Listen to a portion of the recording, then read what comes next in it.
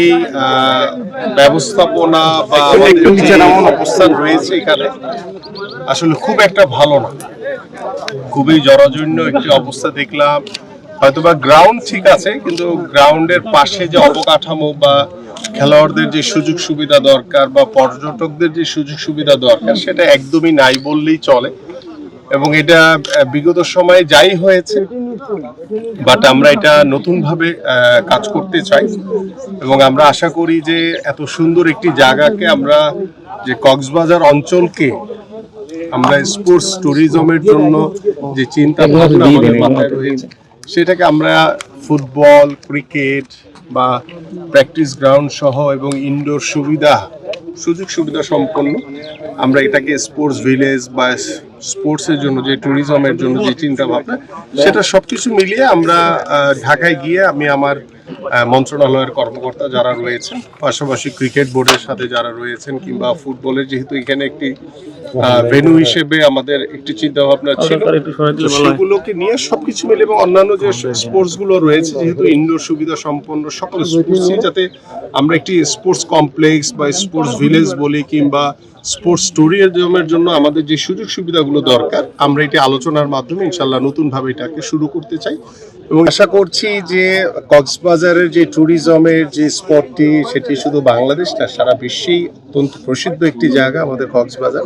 সেটিকে আমরা স্পোর্টস ট্যুরিজমের মাধ্যমে কিভাবে কাজে লাগিয়ে আমরা পৃথিবীর অনেক উন্নত দেশে আমরা যারা ক্রিকেট প্রেমী যে দেশগুলো রয়েছে সেখানে অনেক সুন্দর সুন্দর স্টেডিয়াম দেখেছি আমরা, যে সেখানে গ্যালারি ছাড়াও মাঠে কিংবা গ্লাসের ভিতরে বসে শুয়ে আমরা দেখেছি যে অনেকেই খেলা উপভোগ করে। সো যেহেতু কক্সবাজারে এমন একটি সুন্দর জায়গা, সেটার আদলে আমরা এই ধরনের কিছু করতে পারি কিনা সেটি আমাদের পরিকল্পনায় ডেফিনেটলি থাকবে। সো আপনারা অপেক্ষা করেন, আপনারাও আমাদেরকে সহযোগিতা করেন, আমরা ইনশাআল্লাহ ভালো কিছুর অপেক্ষা রয়েছে, ভালো কিছু করব। আমরা যে শ্রীলঙ্কা ওয়েস্ট ইন্ডিজের যে ভেন্যুগুলো হয়ে থাকে, বিশেষ করে শ্রীলঙ্কার গড়টা একেবারে নদীর পাশে, তো সেক্ষেত্রে আমাদেরও এরকম একটা সুযোগ কিন্তু আছে যে আমরা চাইলে ইন্টারন্যাশনাল ক্রিকেট বা টাটা সেই পর্যায়ে নিতে পারি। তো সরকারের পক্ষ থেকে ওই ম্যান্ডেটটা কাজ করবে কিনা যে গলের মতো করে সাজিয়ে ইন্টারন্যাশনাল ক্রিকেট, যদি স্পেসিফিক ভাবে বলি যে ইন্টারন্যাশনাল ক্রিকেট কেমন ভাবে মাঠে ফেরানো সম্ভব কিনা। 30 এপ্রিল শুরু হবে প্রোগ্রামটা এবং এখানেই কিন্তু আমরা বেস করে করবো, বাইরে জায়গা কিছু ইউজ করবেন, এভাবে ইনডোরটা ইউজ করবেন, সো দ্যাট আমাদের এমপি সাহেব আছেন, উনি সার্বিকভাবে সহযোগিতা করবেন, আমাদের প্রশাসক সাহেব আছেন, উনি ইয়ে করেন, আর আমাদের ইয়ে থেকে যত ধরনের সুযোগ সুবিধা লাগে সকল ধরনের ইয়ে থাকে। এখানে সিভিল এভিয়েশনের কিছু বিশেষ কিছু মানে সুযোগ সুবিধার কিছু বিষয় রয়েছে। তো আমরা আন্তর্জাতিকভাবে পৃথিবীর অনেক দেশেই আমাদের ফ্ল্যাগ লাইট বা এই আলো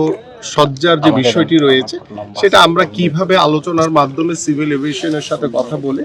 আমরা আমাদের যে আর্কিটেক্ট বা যারা কাজ করবে তাদের সাথে আলোচনার মাধ্যমে এটা আমরা আশা করি যে এই সুযোগ সুবিধাগুলো আমরা নিশ্চিত করতে পারবো।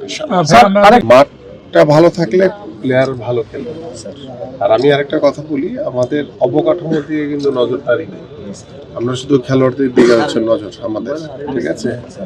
সো দ্যাট আমাদের যত বড় বড় বিগত সময়ে যে মেঘা প্রজেক্টের নামে মেঘা দুর্নীতি হয়েছে এগুলো সুযোগ নেই ভবিষ্যতে, সেটা মাননীয় প্রধানমন্ত্রীর সরাসরি নির্দেশনা। সো আমরাও আমাদের স্বল্প আকারে যে আমাদের স্পোর্টস মিনিস্ট্রির যে অবকাঠামো আছে সেগুলো তো আমরা কাট আপ করে আমরা আমাদের খেলোয়াড়দের দিকে আমরা মনোযোগী আছি। শুধু আমাদের সব ধরনের খেলার খবর পেতে সাবস্ক্রাইব করুন, সঙ্গে থাকুন খেলার পাতার।